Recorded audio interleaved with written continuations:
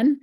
I'm really excited to be here, and I told Jen that I'm super nerdy when it comes to doing this kind of stuff, and I was ready a half an hour ago, and I was ready to get going. So, um, just really glad to be here with you all, and I'm going to welcome you to bring yourselves on camera if you are in a place to be able to do that. Um, I'm doing things a little differently today than you might be used to, as Jen mentioned. I am planning to use the chat a lot for you to engage with everyone, but I'd also like to be able to see you if that's possible, and have you engage more directly with all of us as well.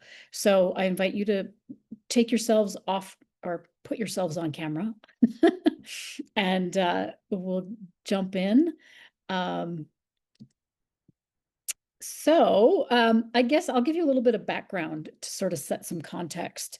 Um, for many, many years, I was the executive director of an independent business alliance. We were members of Amoeba.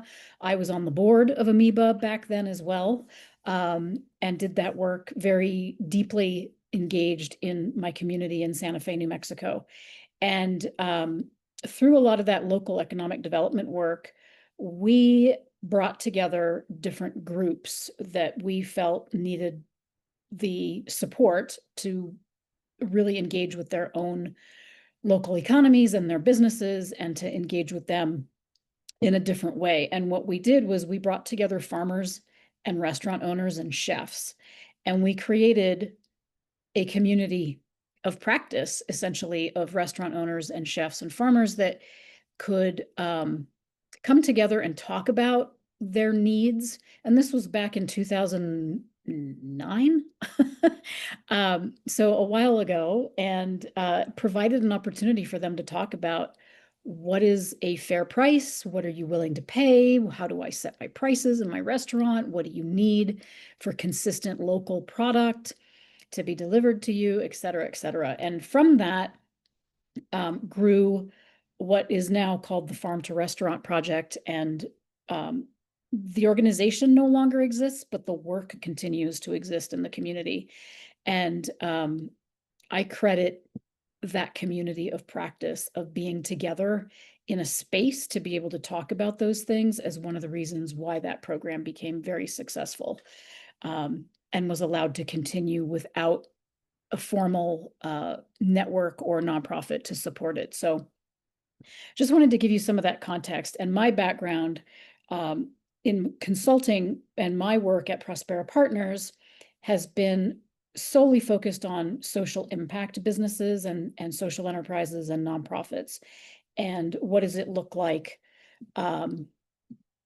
to really have that deep community impact, whether it's local sourcing or better wages and better benefits for your workers, and for your engagement in your own community, and who are you serving in your community.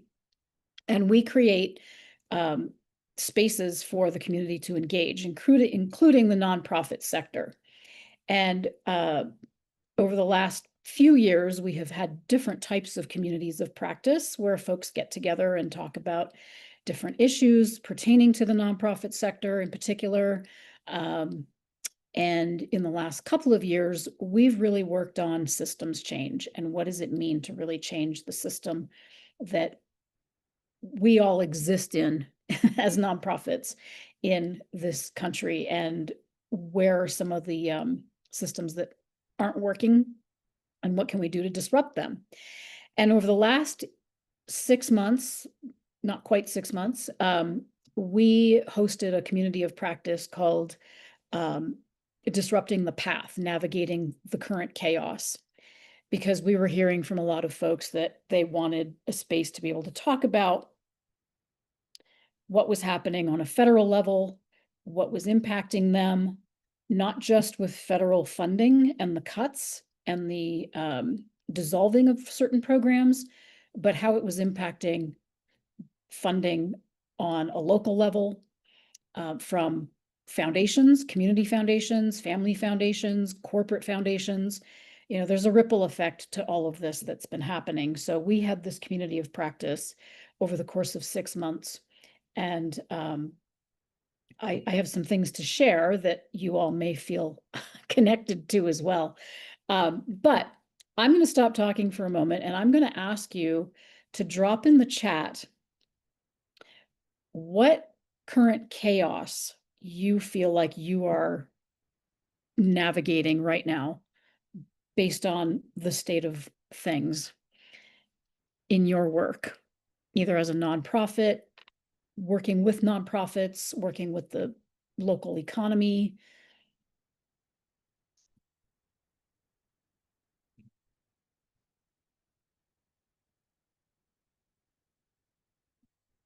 Yeah, and as you start to see some of these things come in, just take a moment to reflect on what you're seeing in the chat from folks.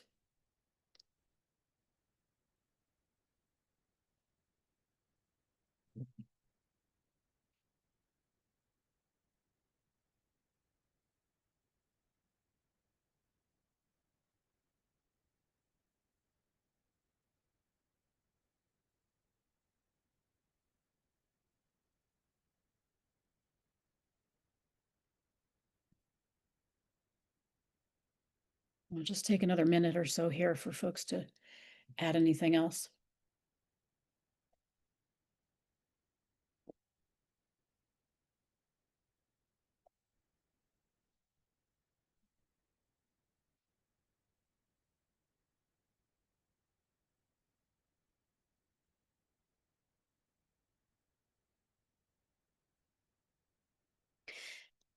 Yeah, Jen, do you want to be more specific about staffing?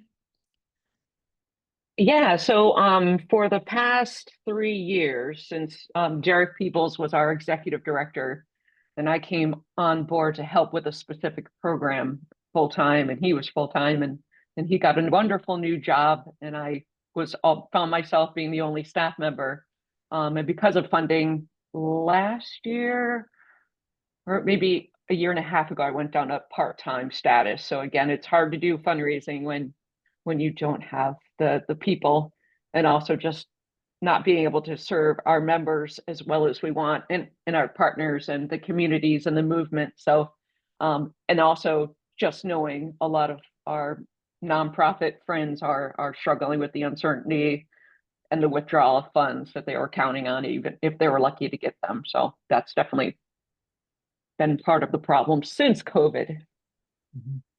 Yeah, thanks. And I'll invite anyone else if you want to touch upon anything that you've written in the chat. I'd love to hear some voices. And if you're just joining us, feel free to drop your name and introduce yourself in the chat. And what current chaos are you navigating right now? Does anyone else want to expand on what they've put in the chat?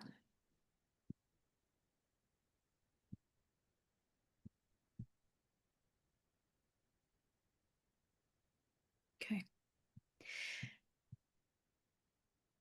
I guess I want to ask a couple of more of a sort of emotional intelligent kind of questions. How does it make you feel to see this?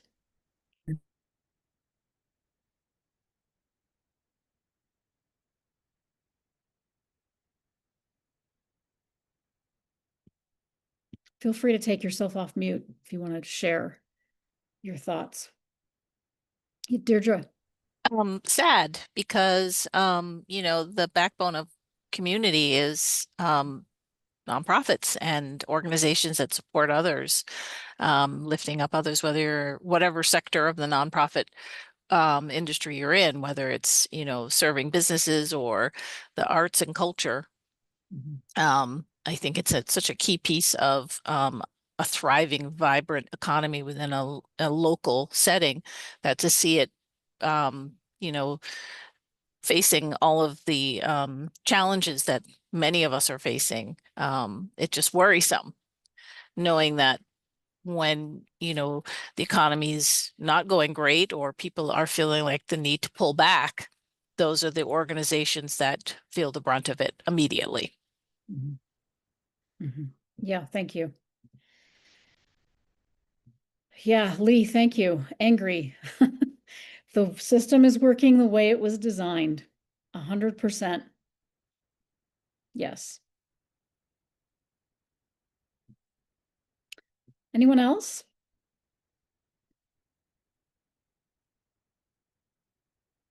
Okay. Thank you. We're going to get into a little bit more in what now? Now that we know this, now that we feel this, then what, right? I certainly don't want to leave you wondering what's a useful thing to do. But I would like to talk about the context of a community of practice and how it can actually be very useful. And we're actually doing it right now. We're practicing together. We're talking about the issues. We've created a safer space to talk about these issues. We're coming to some commonalities around what we're experiencing and what is the lived experience. So we're creating a community of practice in real time, essentially. So I'm going to share my screen and just walk you through some slides I have. So give me a second here.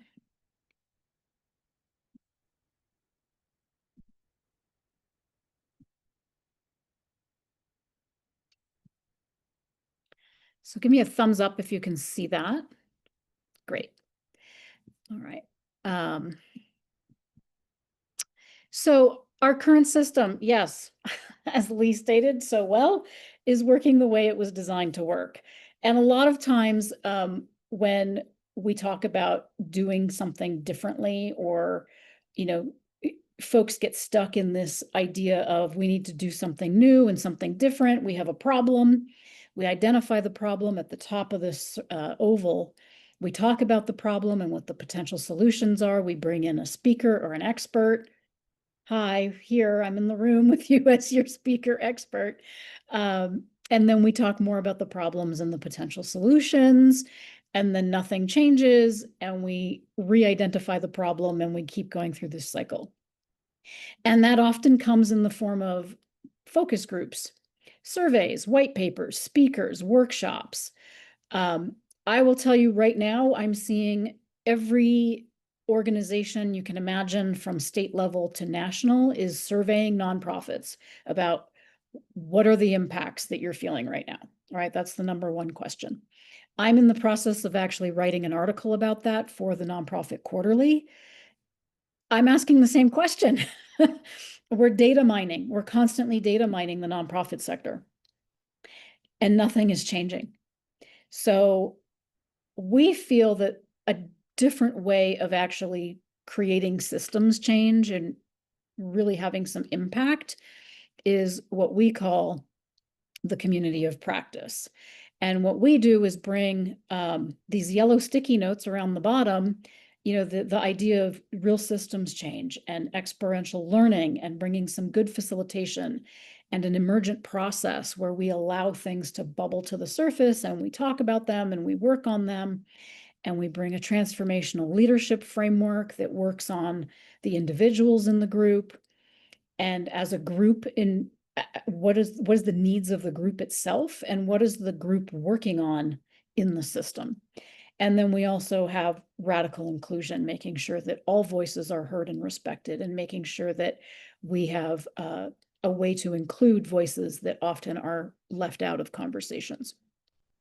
And what does this do in communities of practice? And what is the practice of all of this? It's relationship building, it's cross-organizational sector capacity building, practices through taking action, getting folks engaged around a specific project sometimes.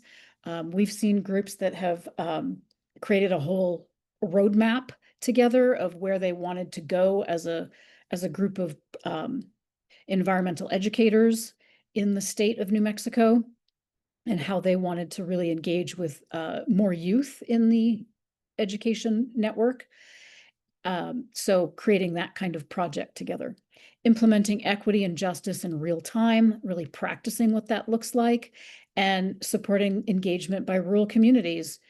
Again, voices that are often left out, and being able to do things virtually like this that allows voices to join in a different way rather than flying in for a 3-day retreat, which can be costly and not accessible. Allowing for new ideas to be generated and for risks to be taken in a safer space. Allowing for folks to talk about what they want to try and what's new and what they can be doing together. Bringing in unlikely allies together is a really important piece of all of this as well. And we bring in restorative practices like, sometimes just some simple embodiment practices, bringing ourselves back into our bodies, remembering to breathe when we feel times of deep stress and emotion or overwhelm. Sitting together in a circle is an important thing. Being in community together in that way. And what are the impacts that we've seen? Well, we've seen, again, that cross-organizational capacity building and community building. A higher likelihood of systemic change can happen when groups come together for these purposes, modeling new ways of being that are rooted in the anti-depression work, continued engagement in those rural communities, the implementation of equity and justice at an individual and collective level. We've seen real transformation on a personal level in these particular communities of practice. And long-lasting relationships where folks get to collaborate with each other on a longer-term basis, often working on projects together, not thinking that they had partners that they could rely on, and suddenly they're all in the room together and they can figure out how to move together and moving beyond ideas to actual change. So I will stop there and just kind of open it up for any questions you might have or curiosities you might have about communities of practice. And then I'm going to dig into some other things about what we talked about earlier, about what you all are experiencing and what the sector is experiencing. So any questions about communities of practice work?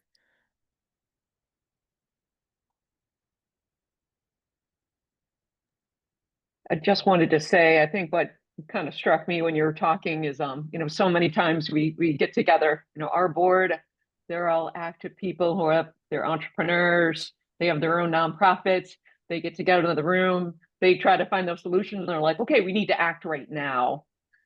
Like, we can't keep talking, which I understand. But then you said, from ideas to actual change. So I think that's the subtle piece that I want to carry with me when we start having these conversations. It's not just about doing. It's really about changing, the system for our particular mission and strategy. So I appreciate that. Yeah, and just to put on my consulting hat for a moment, I think a lot of groups, especially boards, like to jump to solutions, and without the strategies behind them or without thinking about what is the impact that they really want to have. And I think starting with the impact you want to have and working backwards can get you to the real solutions for sure. Yeah, Lee. I think it's really important, and the reason I made that comment is when the system is stacked against boards and nonprofits and people don't recognize that, it's very easy for conflict to become interpersonal. So one way of dealing with injustice is to really keep your eye on the ball, and that ball is that you're in a fight together against something so much larger that precedes you and will probably be around a long time after you're gone. And so use that energy towards the system, not towards each other. And when budgets are tight and people, it's really easy for humans to get locked into direct conflict, and that's not really what you're fighting. I love that, Lee. Thank you for really underscoring that. I think that is really key because we are in such a time of chaos and overwhelm and heightened stress that the nonprofit employees who are doing the hard work often become the brunt of all of this, right? And the power dynamics at play between funders, foundation funders, donors, and the nonprofit staff, right? And not feeling like you can say anything to a donor because that puts your money in jeopardy. It puts your funding in jeopardy, right? So how do you speak truth to power in those instances? We've had a little bit of success around this with bringing together groups. And breaking down the barriers of who's in the room and allowing staff from foundations and nonprofit employees of all levels of positions in a nonprofit to sit in the same room together, which is often not done. It's often executive directors that get together, or it's the executive leadership of the program directors or the fundraising directors, or it's the nonprofit, the foundation leaders that are in rooms together, or those executives from both sectors are coming together, right? But to break down those barriers and have voices in the space that are often not present in those spaces can be really game changing. And inviting your funders to your space as a nonprofit and say, come and see what we do. They love doing site visits, some of them a little bit too much. In order to give funding, they come and do these intrusive site visits. But sometimes if you can invite them into your space so that they can experience the reality, it can really change their mindsets. And I want to point out something. I just had this conversation yesterday with some clients. One of the dynamics that is very much unseen is that the foundation staff are in a position of a power dynamic of their own because they are beholden to the trustees on the board. So they're doing the will of the trustees, and they may want to do things slightly differently as program staff, and they can't because of what the trustees have decided to do or fund or not fund. And that's a dynamic that is often unseen.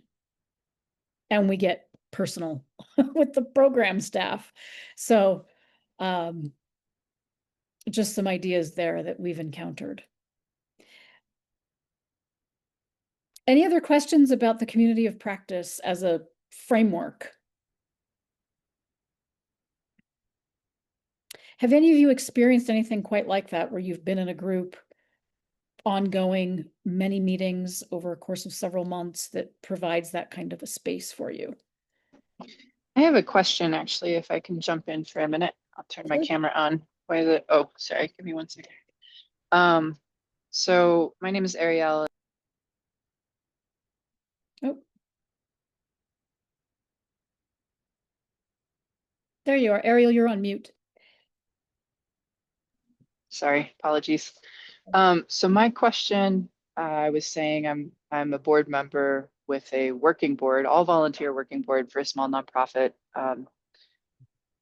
here in northern New Mexico in Las Vegas. And one of our challenges is that there's way too much work and just not enough person power already with the board and the things we need to get done. And this past year, we've made the decision to invest in capacity building and to try and do some of that internal organization build out. But a lot of our board members feel like we're abandoning the work to try and get our organization upright, and are not willing to invest more time and energy internally, even though I know it's like the long game, right? You kind of have to be playing the long game. But how do you get them to buy into the value of a community of peers, for all the value that offers, when they feel like the reality is they don't have the time or bandwidth? Like, how do you make that a compelling argument, if you do see the value of it? Yeah, sometimes we like to say, let's go slow now to go fast later. And that really hits people hard in sort of right in the feels, because they go, oh yeah, that makes sense. And the other analogy is sometimes you have to cocoon in order to reemerge as something.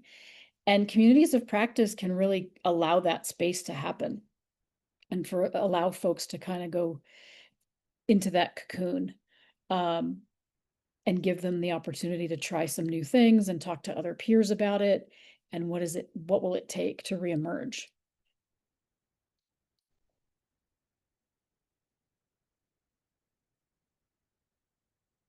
Yeah, thanks for that question, Ariel. And I'm right down the road. I'm in Santa Fe. So if you need anything, please reach out. Thank you. I appreciate that. Sure. So I guess I want to now kind of start practicing with you a little bit more on some of the other findings that we have discovered, and you may be feeling this as well or seeing this. I know a lot of you mentioned certainly funding and resources are scarce, and what we have seen is the internal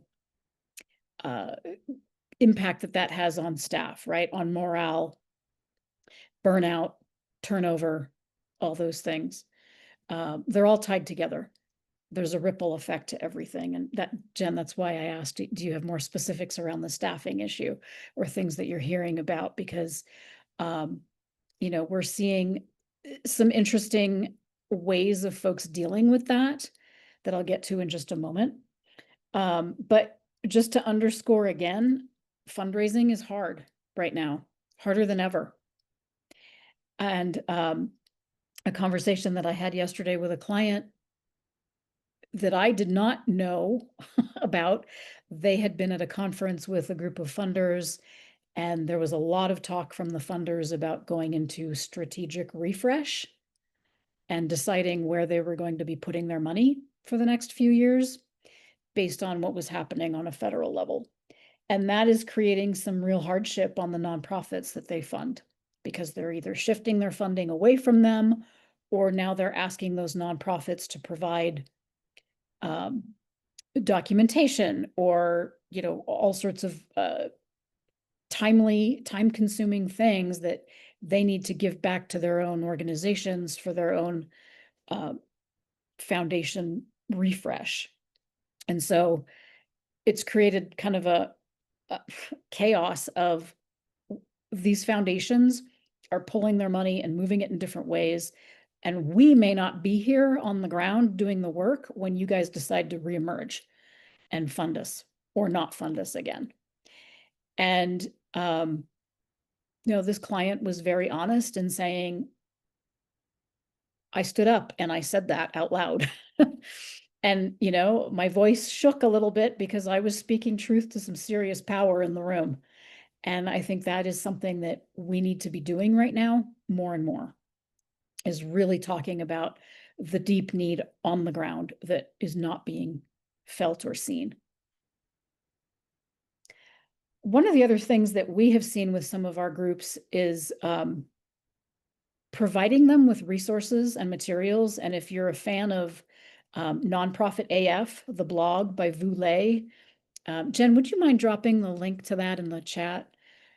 Vu Lei has written some amazing blogs that are very funny and super accessible, and he does swear a lot. So I'll just, give you that little forewarning. But he really does speak truth to power in a way that folks listen. And we have provided some of those articles as resources. And we've had some folks actually take those articles to their private donors or their funding foundations or their corporate donors and say, hey, we're not the only ones that say this. And so it kind of gives a little bit of a buffer. So I encourage you to find those resources as much as possible. And transparency, Vicki, is that in the email that you sent me with the? I don't or is it a certain? Yeah, Nonprofit AF is the blog, so you can just Google AF. It's a You dot. got it. It's just nonprofitaf.com. Thank you, Lee. Thank you. And he has a great newsletter you can subscribe to and great social media posts. So I just encourage you engaging with that. The other thing that I think is really interesting right now that we're seeing, and we've heard from our folks in our various communities of practice, is foundations are not giving the way that they did during COVID. There was a much, not just foundations, but the community in general, and private donors. There was a much more ease of funding of, oh my gosh, we're all in this together. Let's figure this out together. Here's some money, just go do something with it, figure it out, support your people, support the work, support food insecurity, whatever it was. And there's a lot more of constraint happening right now because there's federal tax implications that have been coming down. So that's an interesting thing because I think some good things were tried during pandemic for several years, and I think a lot of folks went back to the before times, as we like to call it.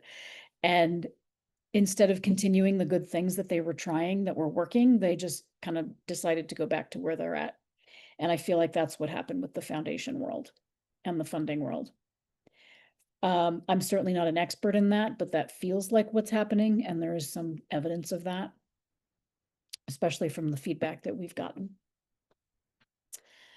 So now I want to open it up to you all again for the next few minutes and ask you some questions. What are some things that you're seeing of addressing these issues? Some new ways of doing things or trying things differently?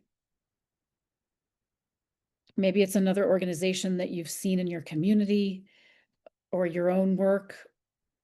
Some of you are consultants. Maybe you've seen some things happening. I'm curious. I'll jump in again real quick. So one thing I recently came across was similar disclaimer. I don't know if any of you are familiar with Gary V. Vaynerchuk, but he also curses a lot in his shows.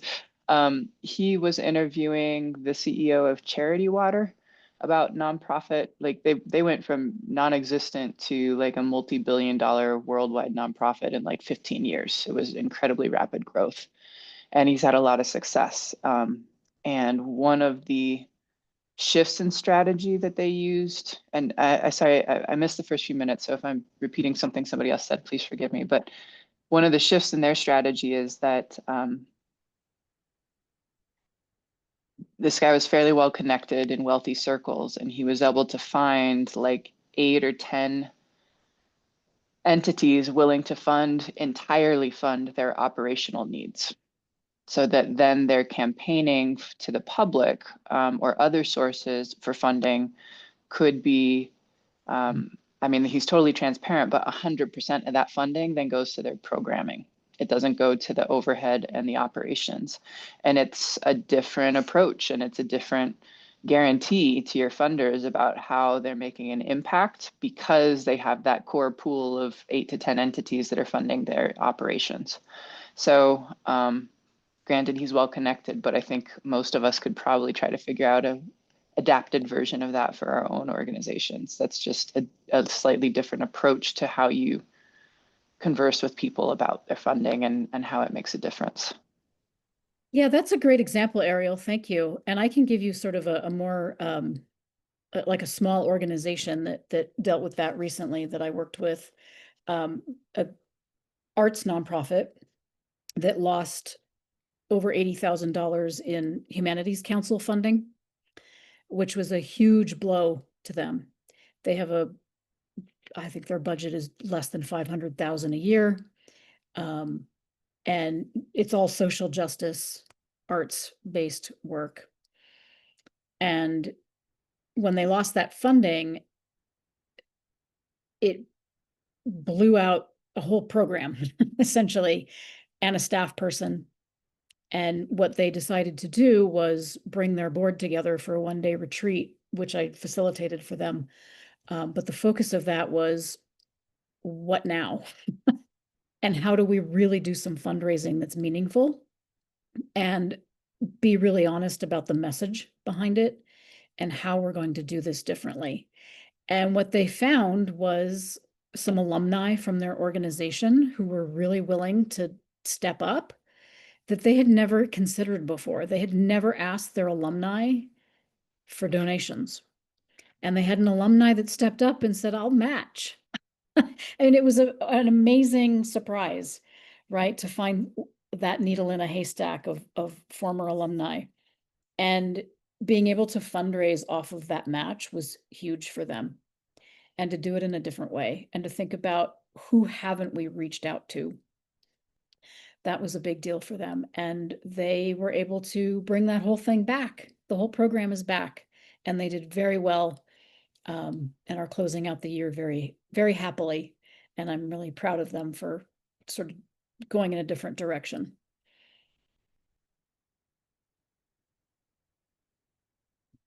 Thank you, David. What is IFF?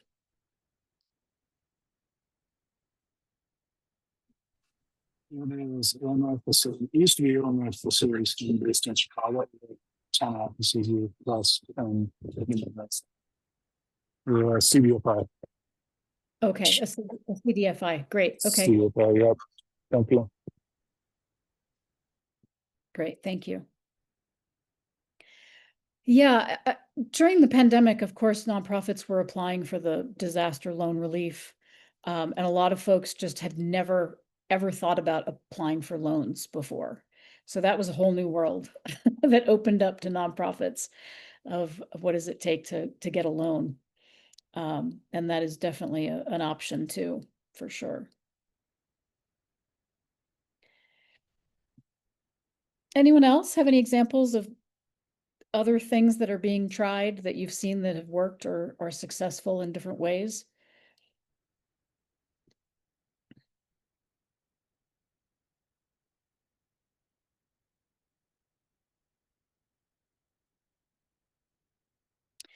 How about the staff burnout issue? Anyone addressing those issues?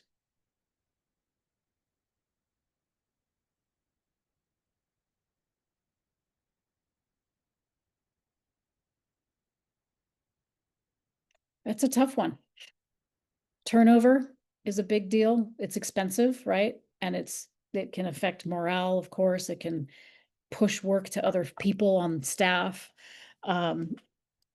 Sometimes boards don't quite engage with the staff enough to know what that really looks like internally. Of recent, there's this link is actually in that document that I sent you, Jen. There's a link, sorry, a report that just came out yesterday from the National Council of Nonprofits. And I highly recommend this organization on a national level for you to tap into. They have chapters all over the state. You can find your local chapter. And they have been doing amazing work. If you haven't been involved with them, they've been filing lawsuits against the federal government for all of the different policy changes that have come up, and funding cuts and all sorts of things that are impacting nonprofits. But what they just came out with was this report on well-being and investing in staff well-being and the importance of it and the impact of it. Highly recommend reading this. You can read just the briefing or you can download the whole report. But, investing now in staff can really give you long-term benefits, right? Even if it's just everybody gets a day off that's paid and we're together, or not a day off, but a paid day together where we're not working, we're actually going to go do something that's more social or provide some sort of wellness day, a retreat of some kind. Years ago, I worked for a circus, an international youth circus. I was telling Jen earlier, in New England. And one of the things that we did as a team, this was over 20 years ago, but as a team, we took every quarter, we did a staff retreat and we took a hike. And it was really, really critical to coming together as a team and giving us some space to talk while we were hiking. And things emerged about the work that we were doing together or social time or whatever. It was such a really beautiful, organic way to be together. And it was important to all of us to do that. So we committed to it. So things like that can really help now to give people some relief. And I know that there's this tension between, oh my God, we have so much work to do and we're all totally overwhelmed and we can't take any time off. And the guilt of taking time off, especially when your constituents are relying on you, versus I need to take time off or I will completely burn out and crash, right? There's tension. So investing in the wellness in order to prevent the burnout, it's absolutely an investment. Yes. Investing in human capital, right? We invest in buildings, we invest in programs, we invest in equipment. What about investing in people? And the more foundations that provide funding for this, the better. And let's not make them be unicorns. We need more of them, for sure.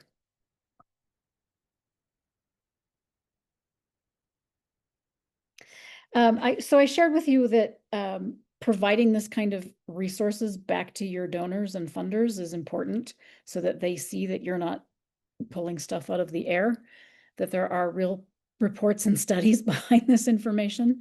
These are ways to really support that investment in the entire system and changing the system. The culture of nonprofits is, underpaid, underserved, underappreciated, doing all the hard work in our communities, underfunded. How about we move to the abundance mindset and start investing in the things that really matter? For sure. The other thing that I think a lot of people struggle with is just constantly being in reactionary mode all the time right now, right? It's got our nervous systems on overdrive. I'm just constantly checking my phone. What's going on? What are the updates? What's happening? I have to stay on top of everything. As a consulting firm, we're constantly reading in order to better serve our clients and our communities of practice work and our community engagement work. And that can be overwhelming too. So thinking about ways that we can sort of temper down the noise, the outside noise, for sure. And how do we see through that in order to do the work that we need to do?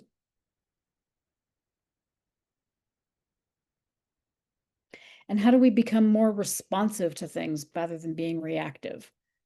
That's a question that we're always battling, I think, as humans. Any thoughts on reactive versus responsive?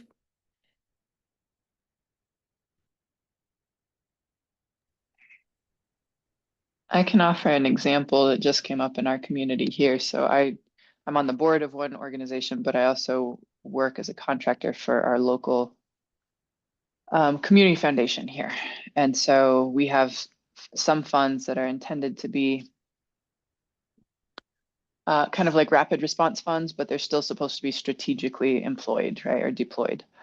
And the executive director was really concerned with the SNAP benefits being unfunded and with the critical needs in our community, and really wanted to jump to just giving out those monies, those rapid response monies, of which we only have, about $30,000 a year to put out and have to be really discerning with. And so that led to a conversation of, okay, what really is our role? So that's the reactionary response is we got to do our part. Let's get this money out. We don't know where it's going, but it's got to go to somebody in the community, right? There's the need. That led to a conversation of like, well, maybe our role right now as the community foundation is actually to bring together all the local partners and facilitate a conversation about who's doing what, who has the capacity to do what are the gaps that really, the holes that really need to be plugged right now as a collective effort, so that we're not just throwing money in the dark to, where we perceive a need, but to try and be more responsive about how we're having that conversation and supporting our community. So I feel like that was a good example of reactionary versus responsive to try and address something quite urgent and very timely right now. Yeah, that's great. Yeah, I can remember being an executive director and, my board would come up with some idea and then we'd have to react to it and not having that responsive mindset at all. And it just puts everyone into this weird overdrive mode. And then you try and do too much and then you have to react to that too, right? So you're constantly in this reactionary loop.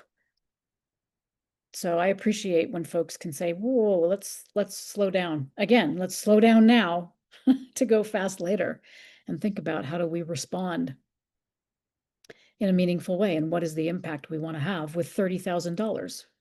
That's, yeah, important. Anyone else want to share anything?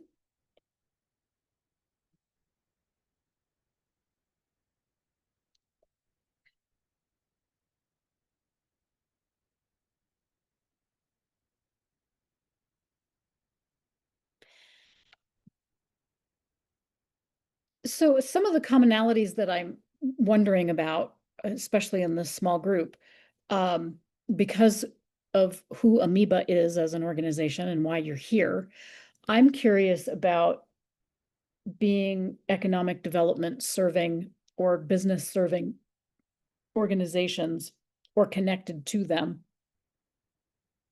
What is your big priority right now?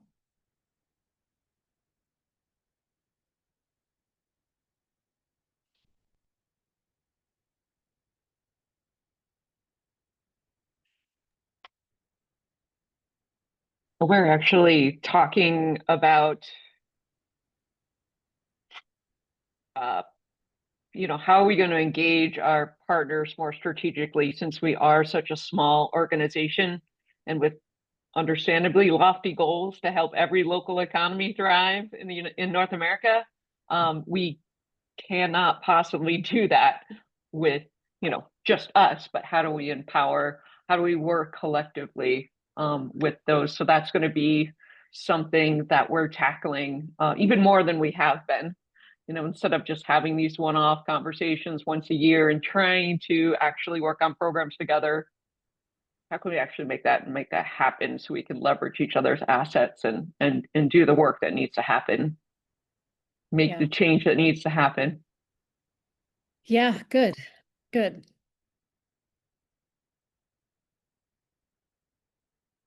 Mhm.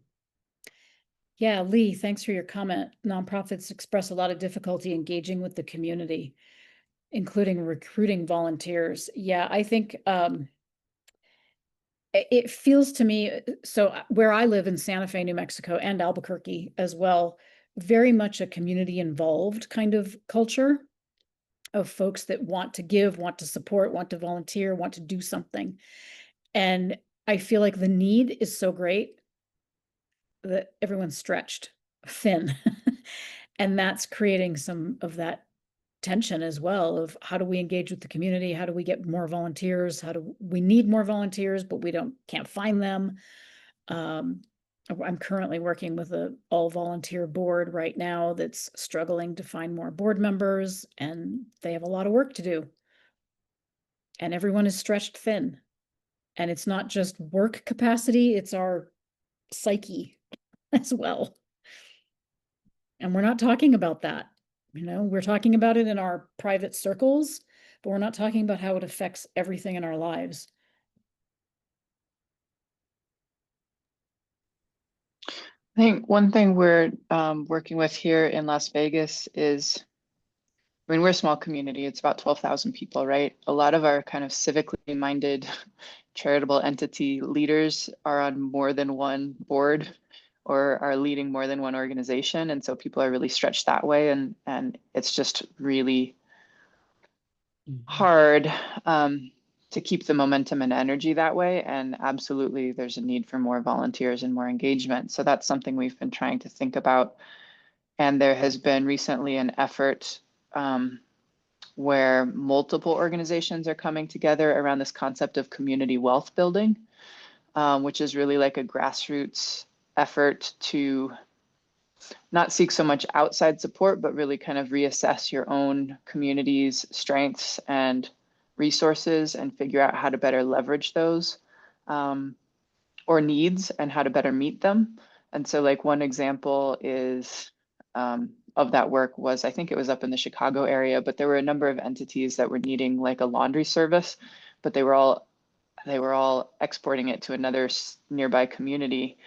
And they got together and realized that there was this need. And so they actually collectively formed a co-op, a laundry co-op internal to that community then. And all, whatever, 5 or 6 of the hospitals or whatever it was, started doing their laundry with that community-owned cooperative as a way to shift the wealth back internal to their community and meet a need that they were dependent on somebody else to fulfill. So that's a really nice tidy example of what that can look like.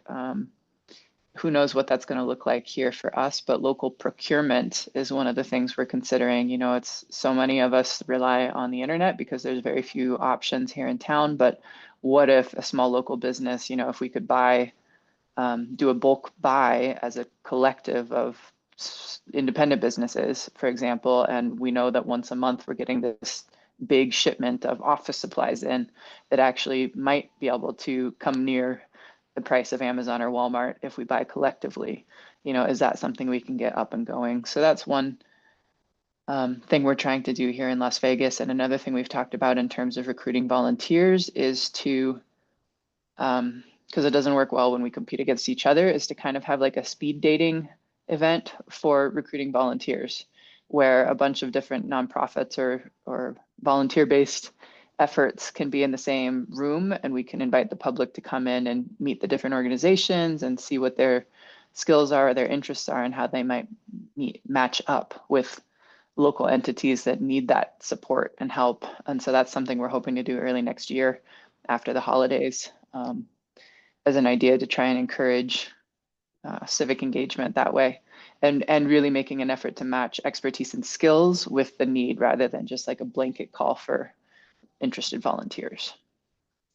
I love that, Ariel, and I think what it goes back to is the common idea of just getting community together in a room and talking about what are our community assets, where can we leverage things, what are the gaps, how can you help, what is your role? Those are great questions to ask folks and to engage them in a process, and getting that kind of feedback and having them sign up for things in ways that they hadn't considered because they're engaged in a different way. I think a lot of organizations say we need to do this and we need volunteers to do this thing. And it's hard to find a match, right? But if you open up to a bigger idea of gathering community in a space to talk about those things, I think people can see themselves in different roles in a different way. And as I mentioned when I did my intro, and maybe you weren't here for it, Ariel, but I talked about how in my early days of working in an independent business alliance here in Santa Fe, we brought together those farmers and chefs and restaurant owners to talk about the local food system and the economic development of that food system from their perspective. What do they need? And instead of, imposing on them what experts thought should be happening, it came from them, and the program really built out because of them. And some unexpected things really happened because of that, those really early conversations, and continuing to have them engaged in a community of practice together was key. Yeah, and Jen has dropped some great resources in the chat there as well. Cool. Well, any final thoughts before we wrap up?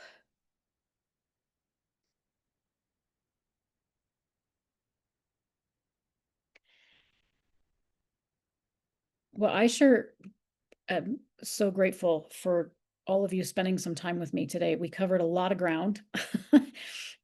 We have a ton of resources on our website, on our blog. Jen will share with you some specific blog postings that can be helpful around community engagement work, and some other resources as well. The National Council of Nonprofits, again, as I mentioned, is a great resource. And there's another article in there I can't remember the title of right now. Let me see. Staying committed to social justice and advocacy in times of political crisis. And that was published in the Nonprofit Quarterly. So Jen is going to drop all those in the chat, but she'll follow up in an email as well. Just some great reading material for you. I hope it inspires you and gives you some new ideas. And I'm always available. I have an open door email policy. Feel free to email me. I'll drop my email in the chat for you. I try and be accessible. So if you have any questions, just shoot me an email anytime. Great. Thank you, Vicki. And I do really appreciate, I know that we, have a lot of people who wanted to be here today, but they can't come. So they watch it, asynchronicity at a different time. So, I appreciate the people who are here, went off camera, or at least stayed and listened and engaged. It's a great opportunity to kind of model this and see if there's maybe something that Amoeba can offer in a different different way in the future. So I appreciate all of you being here, and I definitely appreciate Vicki sharing your time and expertise with us all. Thank you all. Good luck to everyone out there in the world. Thank you. And you. Bye. Have a great day.